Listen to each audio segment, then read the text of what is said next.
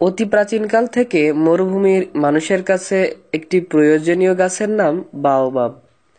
গ্রীষ্মকালে যখন তাপমাত্রা অত্যন্ত বেশি, তখন মরুভূমিতে পানি পাওয়ার সম্ভাবনা প্রায় শূন্য। মরুভূমির কিছু কিছু বৃক্ষ এবং ক্যাকটাস তাদের শরীরে পানি সংরক্ষণ করে রাখতে পারে। তাদের মধ্যে অন্যতম হলো বাওবাব বৃক্ষ। এই বৃক্ষ এত পরিমাণ পানি ধারণ করতে পারে যা মানুষের ধারণার অতীত।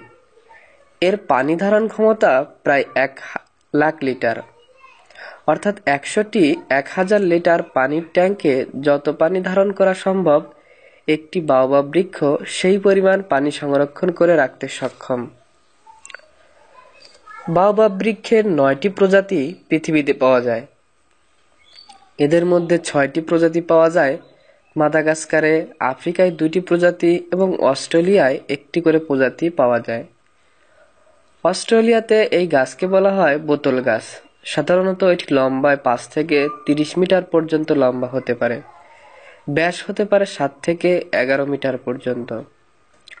কিন্তু 47 মিটার লম্বা এবং 15.9 মিটার চওড়া গাছের সন্ধানও পাওয়া গিয়েছে।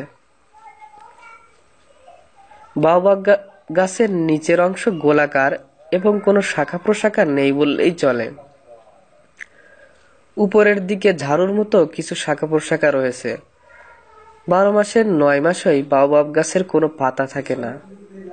গাছের পাতা ঝরে গেলে মনে হয় এই গাছের ডালপালা সব মাটির নিচে এবং শিকড়গুলো সব মাটির উপরে, অর্থাৎ গাছটি উল্টো করে লাগানো। এই কারণে একে ঘিরে তৈরি হয়েছে অনেক মজার মজার গল্প, যা শুধু রূপকথার বইতেই বেশি মানায়। সবচেয়ে বেশি প্রচলিত গল্প এরকম: বাওবাব গাছের আদি নিবাস নাকি স্বর্গে ছিল। একদিন শয়তানের মাথায় এক বদ খেয়াল চাপল। সে স্বর্গ থেকে বাওবাব গাছটি উপড়ে এনে পৃথিবীতে উল্টে লাগিয়ে দিল। সেই থেকে বাওবাব গাছে উল্টো হয়ে রয়েছে। আরো একটি কাহিনী প্রচলিত আছে, সেটি হলো ধারণা করা হয় বাওবাব গাছ পৃথিবীর প্রথম ডাঙ্গার গাছ। এরপর আসে তাল ও নারকেল গাছ।